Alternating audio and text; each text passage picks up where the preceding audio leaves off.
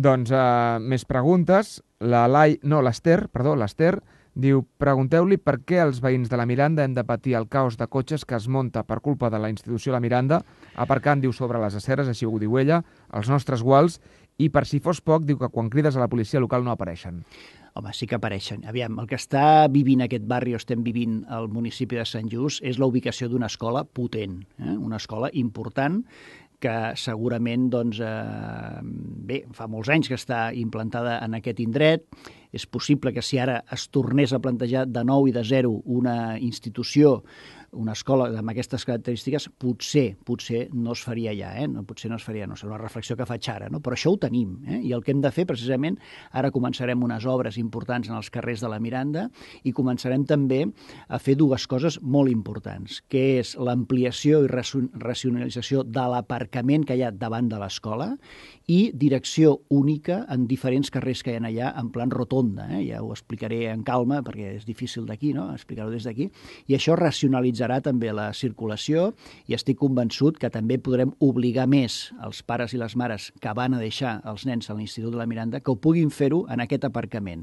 Serà una direcció única pujant Sant Josep i baixant per el carrer del costat, per tant, com una gran rotonda aquests carrers. I això estem convençuts que en aquestes dues mesures, una urbanística i l'altra, diguem-ne, de mobilitat, pot millorar aquesta situació que realment estic d'acord amb aquests veïns, que és complicada, però és que es mou molta gent. És en un moment molt puntual. En un moment determinat. La resta del dia passes per allà i no hi ha habitualment ningú. Però el que passa és que si afegeix a vegades els pares que venen de Canigó. Però si ets veí d'allà, ho entenc perfectament el que està dient aquesta persona, ho entenc perfectament, perquè en aquestes hores punta és molt difícil i complicat circular, perquè hi ha una gran mobilitat, malgrat l'escola i la institució fa un esforç important, han portat molts nens amb autocars, però hi ha una gran mobilitat. Aleshores, jo estic convençut que amb aquestes dues mesures canviarem substancialment. Que millorarem el 100% dels problemes serà complicat, però que millorarem substancialment amb aquestes inversions, estic convençut. L'Arnau ens pregunta per què l'Ajuntament, principal ens democràtic del municipi, no cedeix locals per la consulta del 25 d'abril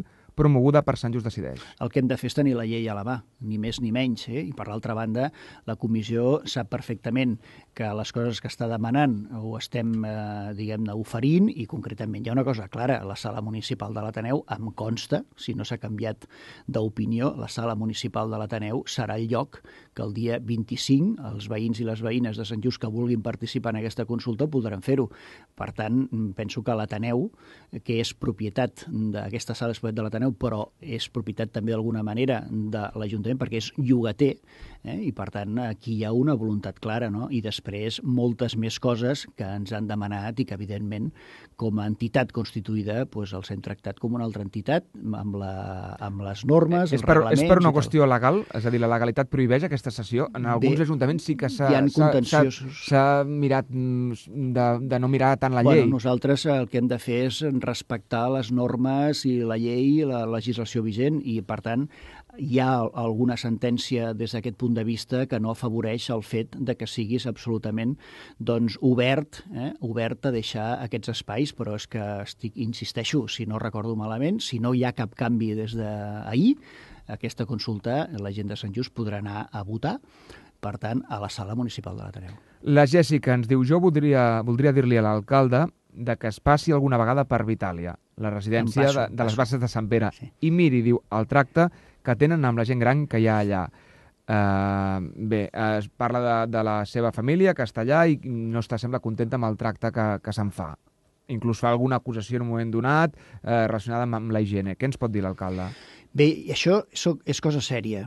Per tant, m'inquieta això. El que hem de fer és fer les coses correctament, i m'explico.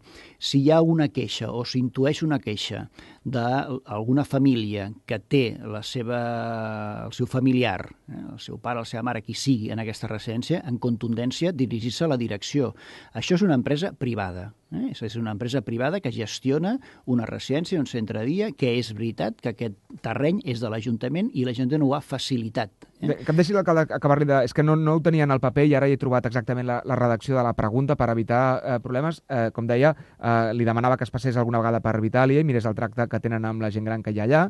Diu, em queixo de que hi ha molts avis, un el meu, hi ha molt poc personal i del personal que hi ha, molts d'ells no fan les coses bé. Com, per exemple, li fiquen la mateixa roba del dia passat. No tenen en compte en les dentadures no tenen compte amb les dentadures dels avis i ho perden i no fan res. Diu, m'agradaria que es passés alguns dies per allà i comprovés si realment les coses funcionen o no com Déu mana. Exactament és el que diu la Jèssica. Molt bé, doncs insisteixo. Jo he estat ja més de 2 i 3 vegades a la residència i el que hem de fer, com deia abans, les coses correctament. Primera cosa, si una família, insisteixo i torno a repetir-ho, creu que hi ha una anomalia, directament a una queixa a la direcció, directament, és a dir, ha de respondre a aquest servei, com a empresa privada que és, a aquest servei que li està donant i, per tant, aquestes famílies estan pagant. Aleshores, està bé que ho sàpiga l'alcalde. Molt bé. Nosaltres què hem de fer? Doncs aquestes inspeccions, que n'hem fet alguna a través de la Generalitat, l'Ajuntament li demana a la Generalitat que inspeccioni això i l'última inspecció doncs, va ser prou positiva. Ara bé, això no vol dir que d'aquesta inspecció que va ser prou positiva no continuem fent això. És a dir, realment és constant aquesta pressió o vetllar per la qualitat d'aquest servei, no? Però, insisteixo, primera cosa, direcció, si s'han fet els fulls de reclamació, si això li han fet arribar doncs, a la gerència d'aquesta empresa que estan allà.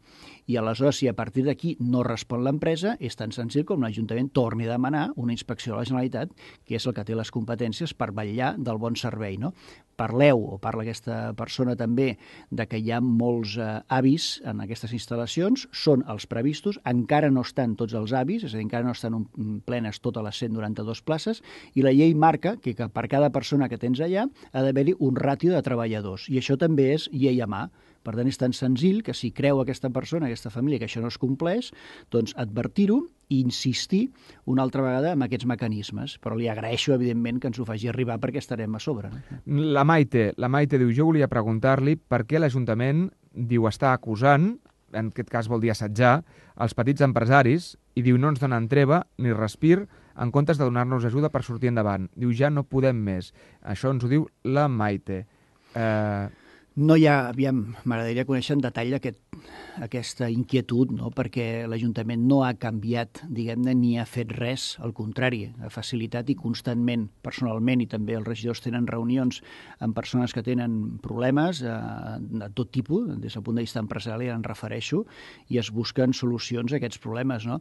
Nosaltres no sé ben bé què és el que ha passat, no sé ben bé quina és aquesta persecució, però li diria que no hi ha cap canvi diguem-ne, de manera de fer de l'Ajuntament ara respecte a 5 anys o afecte a 3. Cap.